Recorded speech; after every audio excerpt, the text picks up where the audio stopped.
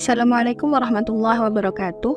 Sebelumnya, perkenalkan, saya Fitri Miftahul Rizki, mahasiswi Prodi Pendidikan Matematika dengan NIM 23115007.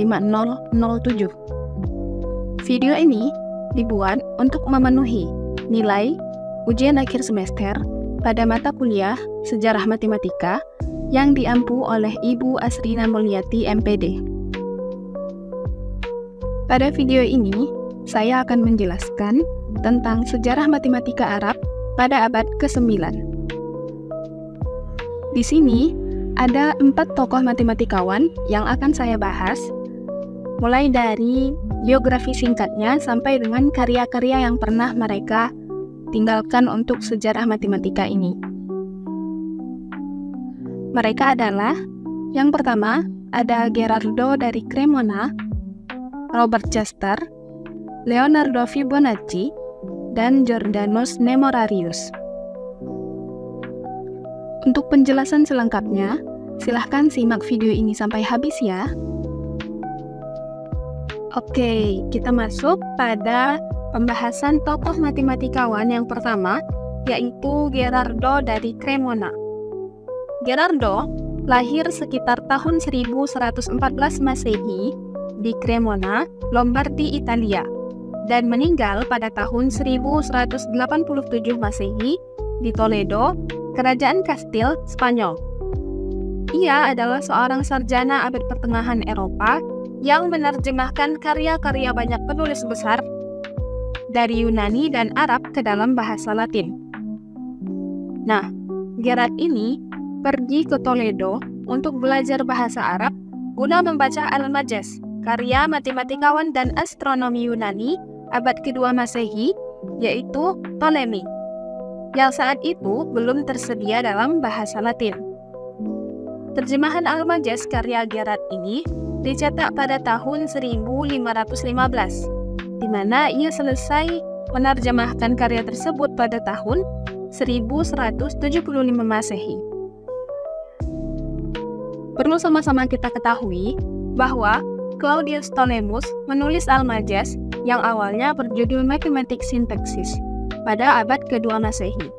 Dalam Almagest, Ptolemus mengusulkan model matematika untuk menjelaskan dan memprediksi gerakan benda-benda langit.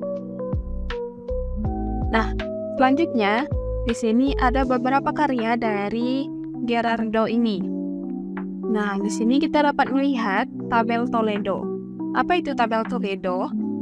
Tabel Toledo adalah tabel astronomi yang digunakan untuk memprediksi pergerakan matahari, bulan, dan planet-planet relatif terhadap bintang tetap. Tabel-tabel ini merupakan kumpulan tabel matematika yang menggambarkan berbagai aspek kosmos, termasuk prediksi tanggal kalender, waktu kejadian kosmik, dan gerakan kosmik. Gherardo mengedit tabel Toledo ini untuk pembaca Latin. Kompilasi data astronomi paling akurat yang pernah ada di Eropa pada saat itu. Tabel tersebut sebagian merupakan karya dari Al-Zarqali yang dikenal di barat sebagai Arzakel, seorang ahli matematika dan astronom yang berkembang di Cordoba pada abad ke-11. Karya Gherardo berikutnya adalah The Scientist. Al-Farabi, guru kedua setelah Aristoteles, menulis ratusan risalah. Bukunya tentang ilmu pengetahuan yang berjudul Kitab Ihsa'il Ulum membahas klasifikasi dan prinsip-prinsip dasar ilmu pengetahuan dengan cara yang unik dan bermanfaat. Gherardo menerjemahkannya sebagai The Scientist, atau artinya adalah tentang ilmu pengetahuan.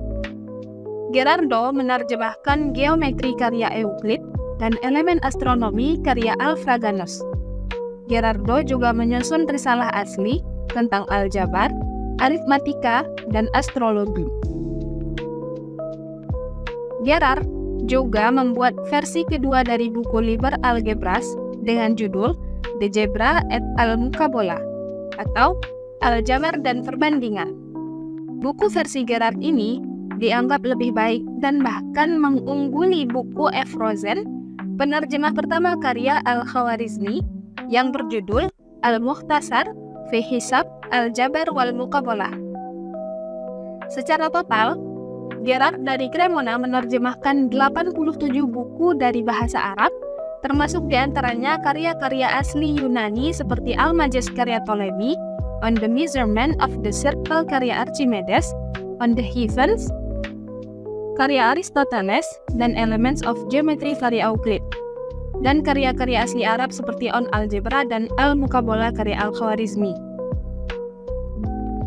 Nah, selanjutnya, matematikawan yang kedua bernama Robert dari Chester. Robert adalah seorang matematikawan dan astronom asal Inggris. Ia adalah salah satu penerjemah terkemuka karya ilmiah Arab ke dalam bahasa Latin pada abad pertengahan. Melalui terjemahannya, ia memperkenalkan aljabar dan alkimia Arab ke Eropa Barat. Namun, ia paling dikenal karena membuat terjemahan Latin pertama dari Al-Quran, teks keagamaan utama agama Islam. Ada beberapa karya yang dihasilkan oleh Robert dari Chester ini.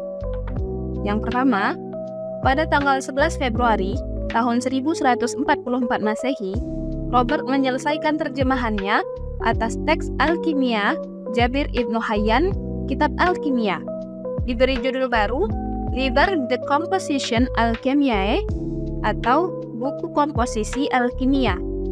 Itu adalah terjemahan Latin pertama dari karya alkimia Arab yang muncul di Eropa Barat. Dia konon belajar dengan alkemis Kristen Morienus yang merupakan murid dari alkemis Alexandria abad ke-7 yang terkenal, yaitu Stefanos.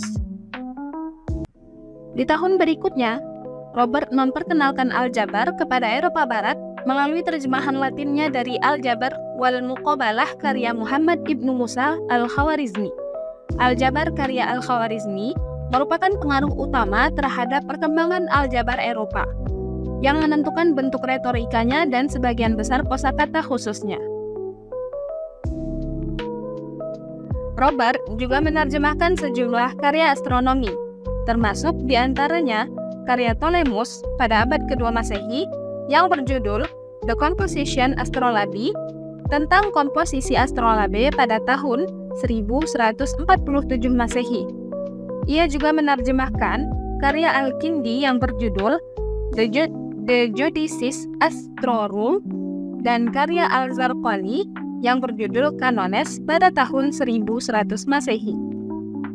Sebelumnya, Robert telah melakukan penyesuaian serupa untuk Toledo berdasarkan tabel-tabel milik Rabbi Ben Ezra. Ekstrak dari berbagai tabelnya muncul dalam The Diuercitet Annorum ex Roberto Castrensi Super Tabulas Tolednas. Jilid ini juga menunjukkan bahwa Robert telah menyusun tabel perkalian seksagesimal yang memuat semua hasil perkalian dari 1 kali 1 hingga 60 kali 60. Berikut ini adalah tokoh matematikawan yang ketiga.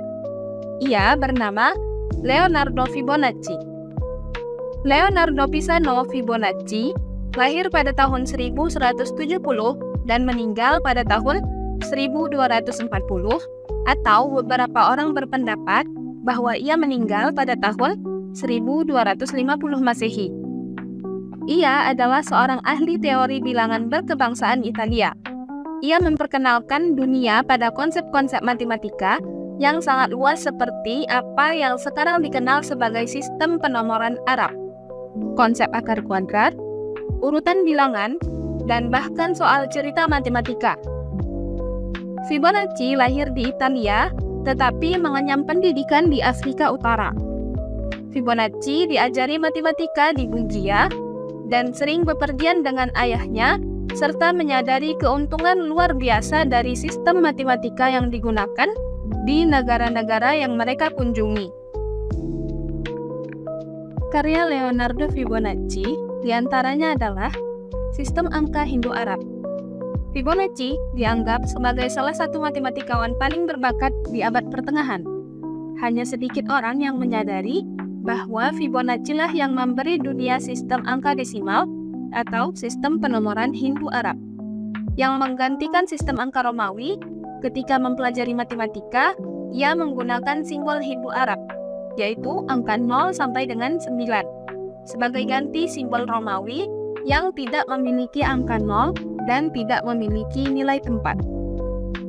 Faktanya, ketika menggunakan sistem angka Romawi, biasanya diperlukan sempoa. Tidak diragukan lagi bahwa Fibonacci melihat keunggulan penggunaan sistem angka Hindu Arab dibandingkan angka Romawi. Karya berikutnya adalah Liber Abaci. Fibonacci menunjukkan kepada dunia cara menggunakan sistem penomoran yang kita gunakan saat ini dalam bukunya Liber Abaci yang diterbitkan pada tahun 1202 Masehi. Judulnya diterjemahkan sebagai Kitab Perhitungan. Masalah inilah yang mengantarkan Fibonacci pada pengenalan angka Fibonacci dan urutan Fibonacci, yang membuatnya tetap terkenal hingga hari ini. Deret tersebut adalah 1, 1, 2, 3, 5, 8, dan seterusnya.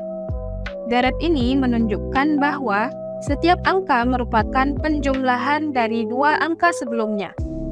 Deret ini terlihat dan digunakan dalam berbagai bidang matematika dan sains saat ini. Deret ini merupakan contoh deret rekursif. Fibonacci terkenal karena kontribusinya pada teori bilangan. Dalam bukunya, Liber Abaci, ia memperkenalkan sistem desimal bernilai tempat Hindu Arab dan penggunaan angka Arab ke Eropa. Ia memperkenalkan batang yang digunakan untuk pecahan saat ini. Sebelumnya, pembilang diapit tanda kutip. Notasi akar kuadrat juga merupakan metode dari Fibonacci. Ini merupakan gambar buku Liber Abaci, karya dari Leonardo Fibonacci. Dan gambar di sebelahnya merupakan penyelesaian atau penjelasan dari soal cerita yang ada di slide sebelumnya. Nah, di sini ada sedikit fun fact nih yang perlu kita ketahui, bahwa angka Fibonacci adalah sistem penomoran alam dan berlaku untuk pertumbuhan makhluk hidup, termasuk sel, kelopak bunga, gandum, sarang lebah, kerucut pohon pinus, dan masih banyak lagi.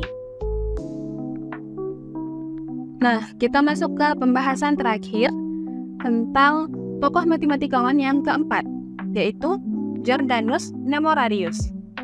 Jordanus Nemorarius adalah seorang sarjana Jerman yang menulis beberapa buku tentang aritmatika, aljabar, geometri, dan astronomi. Ia termasuk orang pertama yang menggunakan huruf untuk menggantikan angka dalam perhitungan aljabar. Jordanus adalah orang pertama yang merumuskan hukum bidang miring dengan benar. Ia juga menggunakan huruf untuk menggantikan angka dan mampu menyatakan teorema aljabar umum. Tetapi, penggunaan notasi aljabar awal ini tidak digunakan oleh penulis-penulis berikutnya, karena gagasan menggunakan huruf untuk mewakili suatu kuantitas yang tidak diketahui adalah sesuatu yang berlawanan dengan intuisi. Berikut ini merupakan beberapa karya dari Jordanus Nemorarius. Ini merupakan salah satu penjelasan dari karya Jordanus, yaitu De Numeris Datis, yang merupakan aljabar tingkat lanjut pertama yang ditulis di Eropa setelah Diopantus. Mungkin De Numeris Datis menjadi yang paling mengesankan dari semua karya Jordanus Nemorarius. Oke teman-teman, sampai di sini saja pembahasan mengenai sejarah matematika Arab di abad ke-9. Dan bagi teman-teman yang ingin tahu sumber referensi yang Fitri gunakan, silahkan scan barcode yang ada di layar ya. Sekian penjelasan dari Fitri. Jika ada salah mohon dimaafkan. Barakallahu fikum. Assalamualaikum warahmatullahi wabarakatuh.